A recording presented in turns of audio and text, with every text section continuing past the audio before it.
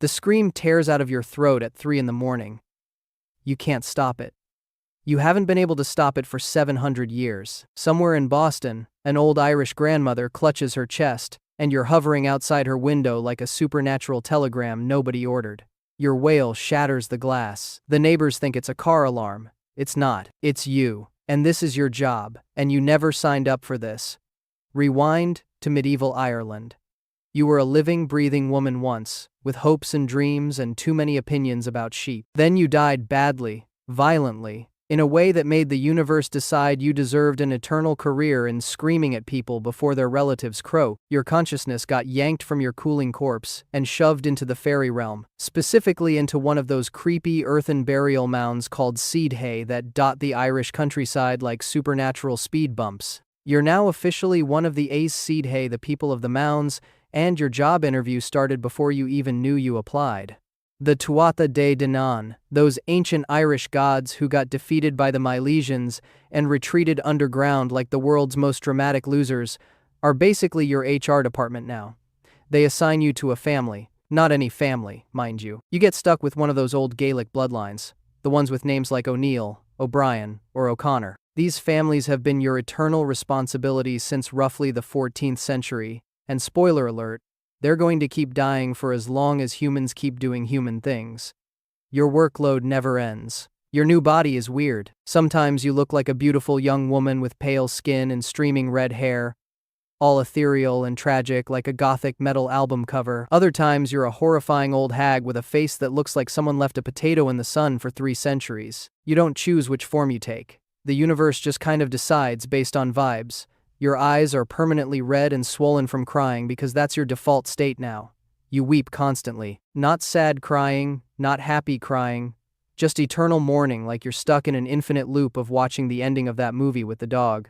You wear a gray cloak over a green dress, which sounds like a fashion choice, but is actually just your standard issue Death Spirit uniform. Sometimes you're headless. Nobody knows why. You can also shapeshift into a weasel, a stoat, a hare, or a crow, which would be cool if you ever got to do anything fun with these abilities besides lurking near dying people. Your height fluctuates between 1 foot tall and normal human size, again, for reasons that nobody has satisfactorily explained. Being a Banshee means accepting that a lot of things about your existence just don't make sense. Your main gig is the wail, the keen, the Chio Inead. It's this mournful, nasally chant, punctuated by weeping and silence that you inherited from Bridget herself, the goddess who supposedly invented crying at funerals after her son died in battle. Real quality origin story there. When someone in your assigned family is about to die, you feel it in whatever passes for your bones, and you have no choice but to announce it. You float over to their house at night, hover outside their window like the world's worst singing telegram,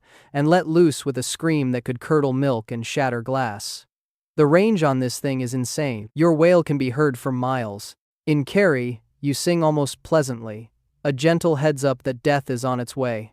On Rathlin Island, you sound like an owl being fed through a wood chipper. In Leinster, your high-pitched notes allegedly break windows. Regional variations exist because even death spirits have accents. You don't control the sound either. If you loved the family, your keen comes out soft and reassuring, almost tender. If you secretly hate them, which happens more than you'd think over centuries of watching the same gene pool produce generation after generation of idiots, your wail sounds like a demon celebrating Christmas. Here's where it gets genuinely depressing. You don't cause death. You can't stop death. You just announce it. You're basically a supernatural push notification.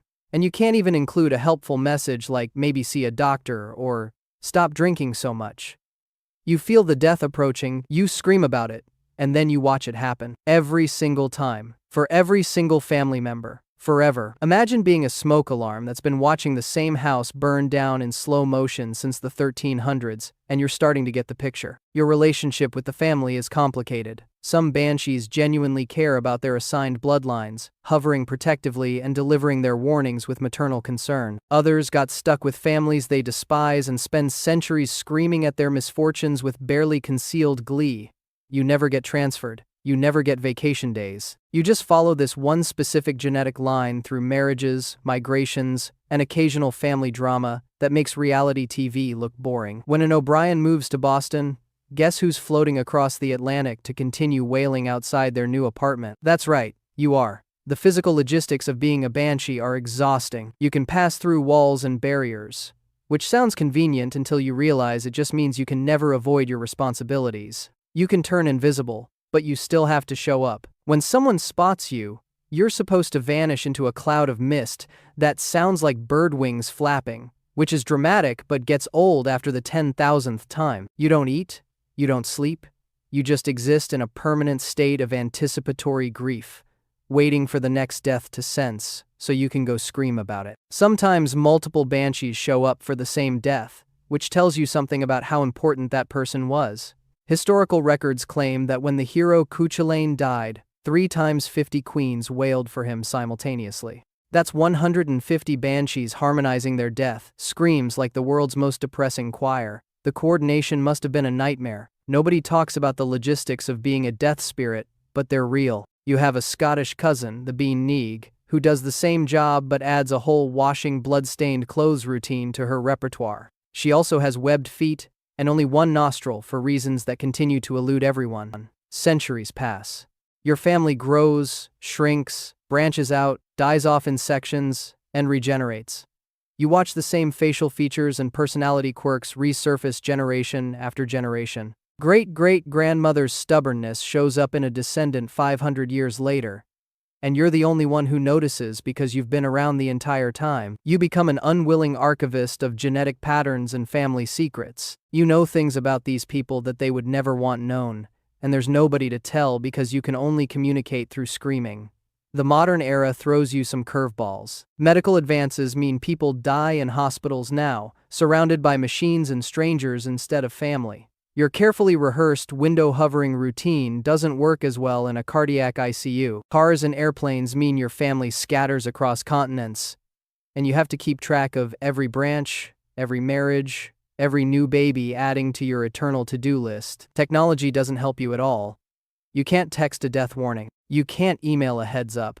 You're stuck with the same medieval delivery method while the world upgrades around you. Your existence becomes a strange kind of immortality. Not the fun kind where you get to see human progress and enjoy the wonders of each new age. The grinding kind where you're essentially a magical alarm clock with no off switch. You watch humanity invent the printing press, electricity, the internet, and smartphones, and none of it improves your job. If anything, it makes your warnings seem more outdated and creepy.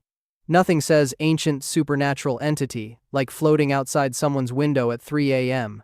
when they have a perfectly good security camera that's going to catch your weird, misty disappearance act. The loneliness is profound.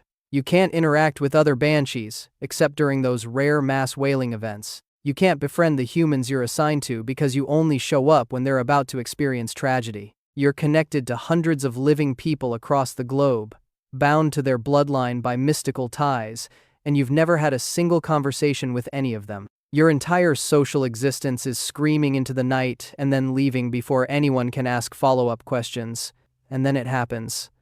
The last descendant dies. Your family line, finally, after all these centuries, comes to an end. No more O'Neills, no more O'Briens, no more whoever you were assigned to. You feel the connections snap like an ancient rubber band that's been stretched for 700 years. You're free. You're finally, impossibly, free. You float there in the empty night, waiting for the grief to hit, the relief to wash over you.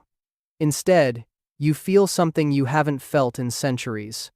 Unemployment, anxiety. You literally have no idea what to do now. You've spent so long being a death alarm for one specific family that you never developed any other skills. You can wail, you can shapeshift into small mammals, and you can pass through walls. That's your entire resume. You're standing in the fairy realm's unemployment line, surrounded by other confused spirits.